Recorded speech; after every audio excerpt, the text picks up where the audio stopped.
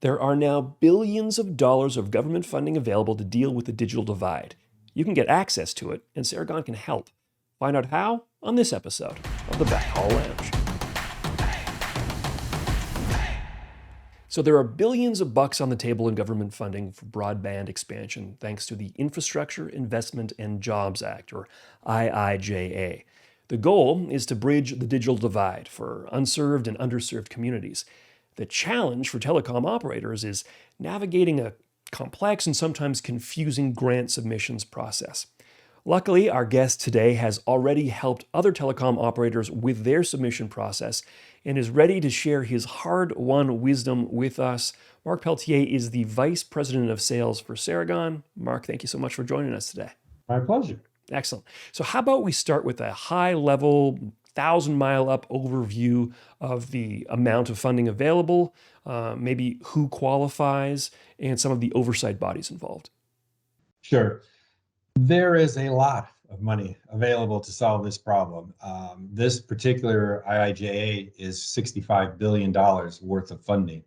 That's on top of other programs that are already in place that makes this whole pot of money, so to speak, very, very large.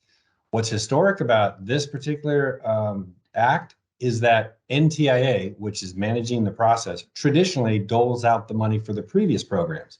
They'd get the grant submissions and they would manage everything. They've taken the impressive step of getting the states involved. And so now the states have the authority and the grant approval to figure out what is the best option for those individual states. And that in turn makes this a more complex process, but it also gets the decision makers and the owners of what can we do for our markets much more local, which is a very positive step. Okay, so you mentioned that there's now state-level oversight, which has the obvious benefit of understanding what the local population needs, but brings with it the potential for an additional layer of bureaucracy, and that could slow down the grant submission process.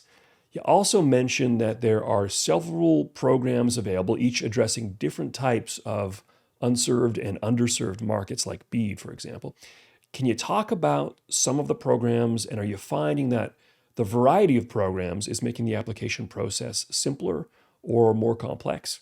In complexity, yes, the federal government's never easy to do business with. So, though this is a positive step to let the states get engaged and determine what's best, now we have the states determining their rules of engagement, so to speak. What is the requirements that they feel are most important? How are they defining an unserved market or an underserved market? We also have states that have done their own funding. So that money is also on top of the BEAD program.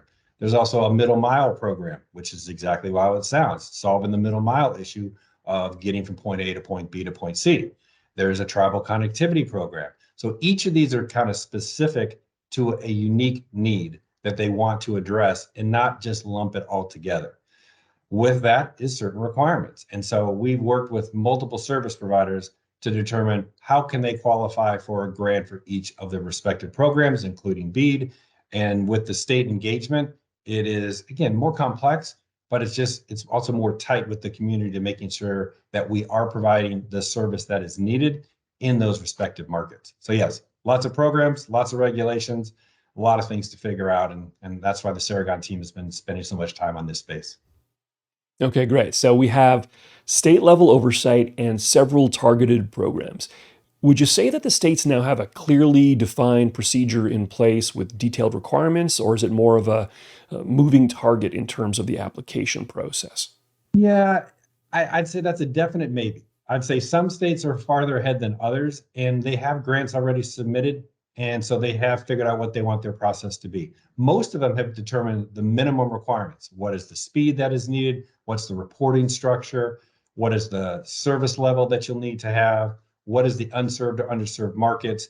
What would you need to do after you install it of tracking and managing that? So they've made significant progress, and there's a lot of the grants that are already involved. In fact, we did a grant locally here with a client, did the whole process with them, and they submitted it, and they're very much farther along on that process. So I think the states have done an excellent job. The state administrators are involved in this, and so that's an important part of that as well, is working collaboratively with them. Okay, Mark. So you have been through this entire process before. You've helped other people through it as well. What would you suggest to people who are just getting started? Where's a good place to begin?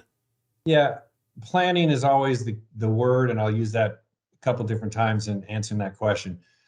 Building a plan of where you want to build your new network and determine the geography for that and the requirements for that is always important because you have to define what is unserved, what is underserved, and make sure you're clear on that geography in that state, or if you're moving into a new state, their requirements for that. So determining that, I guess, is the very first step. The next big important item is the network design.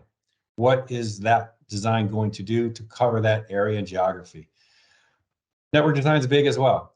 Fiber is primarily what most people will be using, and it's a great solution to accomplish the goal.